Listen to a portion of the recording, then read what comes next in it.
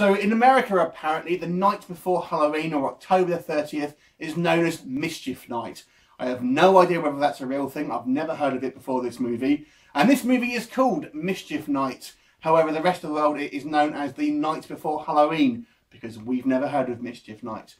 So you can probably guess this is going to be a slasher film, very, very much in the kind of the Scream mould here. And the unique selling point to this movie is our main protagonist, this young girl, is blinded. She was blinded from a sort of young age when she had a kind of accident, and we witnessed her mother die. Now, we're told early on that her blindness is actually caused by mental disorder rather than a physical disorder, and that's obviously going to play a role in the movie later on.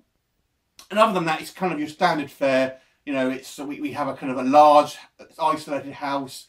This girl and her father are in this house alone, and we have this sort of strange killer who decides to wear this bright yellow cagoule.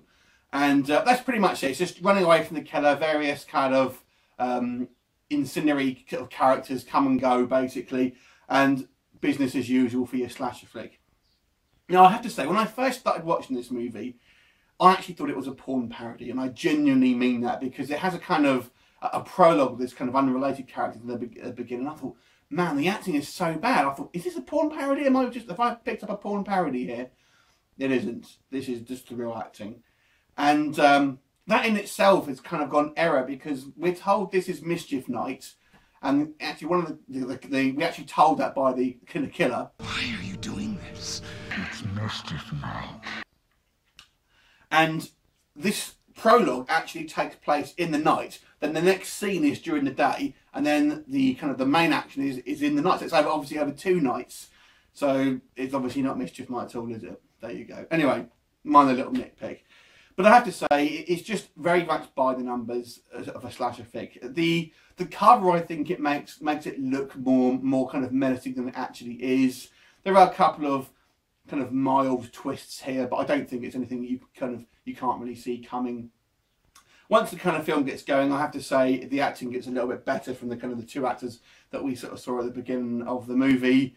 But I have to say the main character, she starts off being a little bit brattish, but you kind of warm to her as the film goes on. But there's nothing really to kind of sell this movie other than it is really so run-of-the-mill. It's such a kind of just an average slasher flick. I was kind of just waiting for it to do something different, and it never happened. So if you kind of like your slasher flicks, then you may get a kick out of this, but this will give you absolutely nothing new to this genre whatsoever. And it really just does seem a copy of those sort of Scream movies. In fact, if you watch the Scream movies, obviously you have that movie within a movie called Stab. It kind of just reminds me of that. So it's so just generic. So generic. I'm going to give this movie a 4 out of 10. Have you seen it? What did you think of it? Leave me a comment, and I will look forward to seeing you next time. Bye for now.